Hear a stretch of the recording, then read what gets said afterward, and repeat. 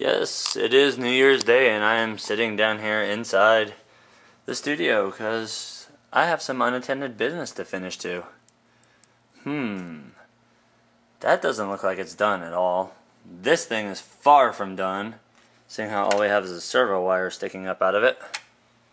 That one at least has the motor mounted. Well, that one has the motor mounted too, but that one at least is ready for the ESC to be thrown in and reprogrammed, reflashed, which I will show you guys that.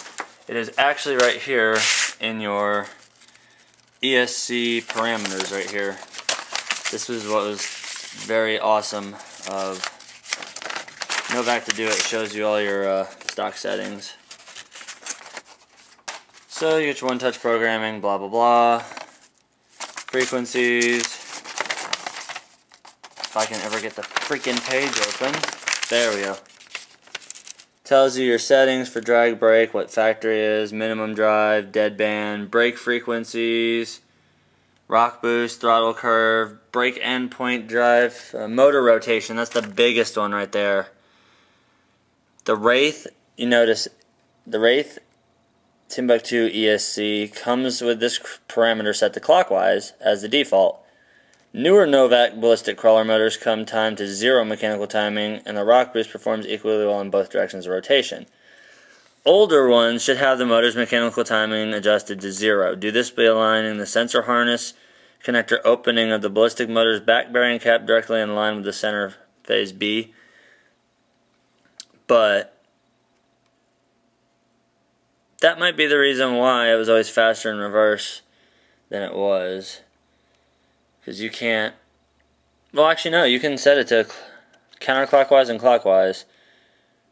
I've got mine set to clockwise right now, but blah, enough making these videos too freaking long.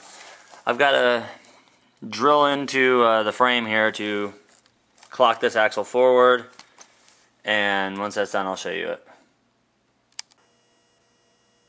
Right, here we go. We got it all done so far. This is very easy. Steering hooked up,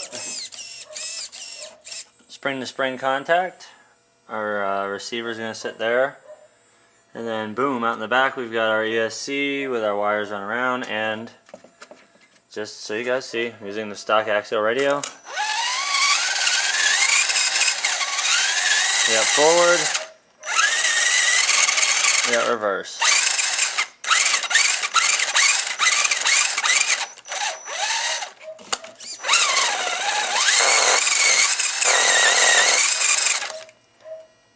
Alright guys, there's that step. Next I think I'm going to make some custom sheet metal pans to keep the mud up out of here so the receiver doesn't get all filthy, and the ESC's got a little splash guard underneath it. I'm just going to bend some, not really sheet metal, it's, what the hell is it? It's really just flashing, which, when I mean flashing, pardon me for a second here. When I say the word flashing, I'm referring to the real thin tin metal that goes around like a chimney. Sorry about the hand in the way. Tin flashing. Let me see if I can't find a piece of it laying around here somewhere, because I had a whole huge pile of it somewhere. Don't know where the hell I put it. Oh, here it is. This is just standard tin flashing. Very workable, very sharp, so you gotta be careful when you're doing it. But if you remember from the other videos, I had custom cut some panels for the Wraith to cover up where the Timbuktu was. But as we set the radio over here, here comes the question: what do we do with the body? Do we throw all the panels back on it, or do we just take and get the hood thrown on and then throw the roof on and call it a vehicle? Or just the hood and make it a straight tuber? Or of course the other option, go ahead and full skirt the vehicle again. Yes guys, I'm leaving it up to you. Tell me what you guys want to see on that one.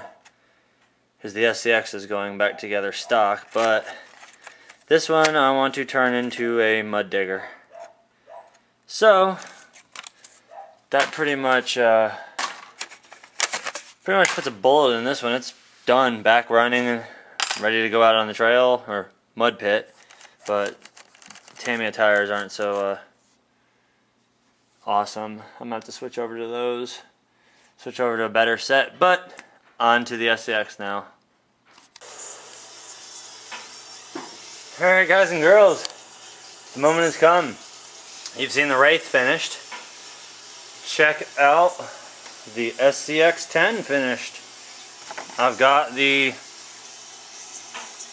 ballistic crawler 13.5 turn motor in there.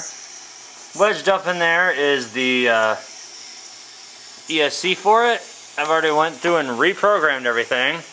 You notice now, no more squealing when you move it back and forth. I lubricated the points on it, and everything is all good. Still, I think in order to get the wheels to actually meet the front and the rear, I'm going to have without a doubt, I'm going to have longer drive shafts, and I don't know of any longer drive shafts than the MIP spline CVDs.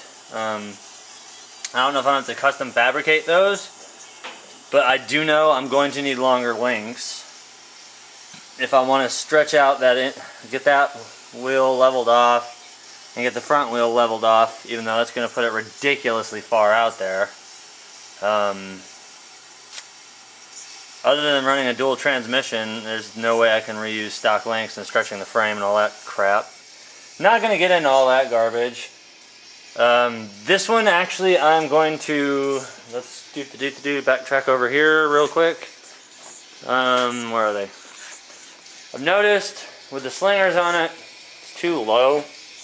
So with the Wraith being the mud truck, figured the mud truck should have the slingers on it, and since this truck is just so much bigger now, when my other beadlocks come in, I am going to be putting the Mickey Thompson Baja Claw TTCs on. Remember, soda can, Mickey Thompson, taller than a soda can. And I've had many people wonder how tall that these tires truly are. Yeah, there's the recovery ram. We're going to do a little measurement here. We're going to see how tall these tires are. Setting you guys down for a second. We're going to do a measurement. These tires are from end to end.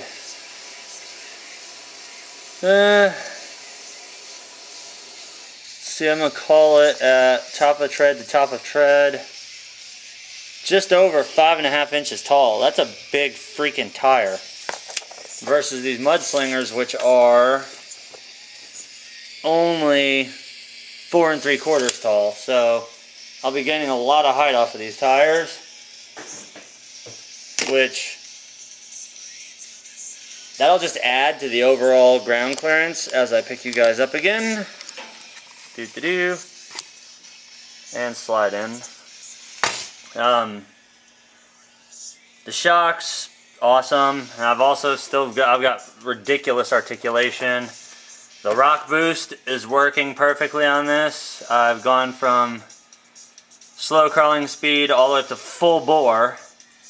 Everything was fine on that. Now focus over here to the recovery ram. As you can see, I've got my holes drilled for the light bar, and yes, I screwed up when I did that one, so I have to super glue it.